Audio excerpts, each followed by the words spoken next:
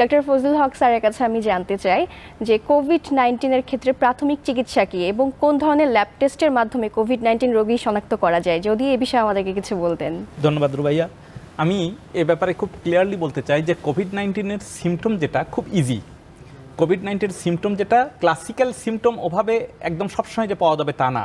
যেমন একটু জ্বর, এবং জ্বরটাও কিন্তু ইউজুয়ালি লো গ্রেড থাকে। কোভিডের জ্বরটা কিন্তু লো গ্রেড থাকে। আর একটু সর্দি থাকে, একটু কাশি থাকে, হয়তো একটু নাক বন্ধ থাকে, অনেকে নাকে ঘ্রাণ পান না, অধিকাংশরই মুখের স্বাদ নষ্ট হয়ে যায়, তার মানে সে মুখে কোনো টেস্ট পান না। তারপরে অনেক সময় একটু বমি বমি ভাব হতে পারে, একটু লুজ স্টুল হতে পারে।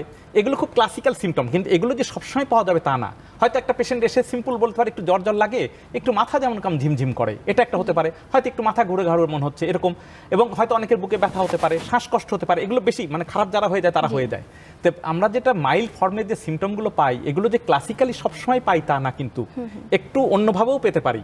যদি কোনো পেশেন্টের শুধু মানে আমার মেসেজ হচ্ছে এরকম, যদি কোনো পেশেন্টের গায়ে জ্বর থাকে, যদি তার মনে হয় যেন একটু নাকটা কেমন মানে সর্দি সর্দি একটু ভাব আছে, একটু মাথা ঝিমঝিম করে, অথবা একটু রুচি কমে গেছে, অথবা পায়খানা কেমন একটু ইরেগুলার হচ্ছে, আগে যেমন হতো সেটা হচ্ছে না, তখনই কিন্তু আমার সন্দেহ করতে হবে যে না, তাহলে আমার কোভিড হতে পারে।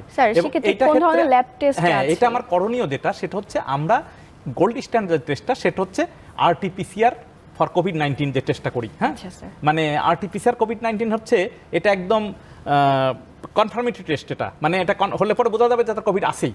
এখন নিয়ার টু কনফার্মেটরি যেটা একটা অ্যান্টিজেন টেস্ট আসছে, এবং যে অ্যান্টিজেন টেস্টটা কিন্তু বাংলাদেশে এখন মানে স্বীকৃতি দেওয়া হয়েছে, যেটা আমরা বিভিন্ন ক্লিনিকে করতে পারি, হয়তো আমাদের ক্লিনিকেও দু একদিন পরে আমরা করব। হ্যাঁ, সেটা কিছুই না, সেটা জাস্ট আপনার সিরাম নিয়ে ব্লাডটা নিয়ে একটা পরীক্ষা করে আমরা জাস্ট আধ ঘন্টার ভিতরে বলে দিতে পারবো যে কোভিড পজিটিভ আর নেগেটিভ। যদি পজিটিভ হয় তাহলে কিন্তু তার যদি সিমটম থাকে তাহলে একদম কনফার্মড।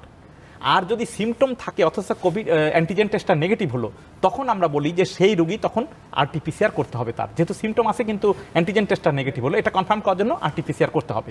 এবং এইটা যদি দেখা যায় যে এই দুইটা টেস্টের রেজাল্টে যদি আমি মনে হয় যে ধরা পড়ে, তাহলে আমি কোভিড নিশ্চিত, এবং তখন আমাকে অবশ্যই একজন ডাক্তারের শরণাপন্ন হতে হবে, এবং যে হাসপাতালগুলোতে কোভিডের চিকিৎসা হয় সেই হাসপাতালগুলোতে যোগাযোগ করতে হবে।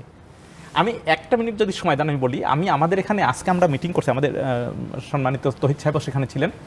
আমাদের আলোক হাসপাতাল কিন্তু মানে আমরা এতদিন তো স্বাভাবিক মানুষের চিকিৎসা দিয়ে আসছিলাম, এবং যখন কোভিড শুরু হয় গত জুলাই থেকে কিন্তু আমরা RT-PCR ফর কোভিড এই টেস্টটাও করছিলাম। মানে আমরা কোভিড ল্যাবরেটরি শুরু করে সেখানে কোভিড রোগী ডায়াগনোসিস করছিলাম, এবং আমাদের ডায়াগনোসিস হয়ে কিন্তু রোগীরা মানে বিদেশেও যেতে পারে এরকম একটা মানে ব্যবস্থা আমরা সরকারের কাছ থেকে করছি। এখন আপনাদেরকে আমরা যেটা বলি সেটা হচ্ছে, আমরা জনগণের স্বার্থেই বলা চলে, আমাদের ম্যানেজমেন্ট যেটা, তারা কোভিড হাসপাতাল 100 বেডের একটা হাসপাতাল আমরা শুরু করছি।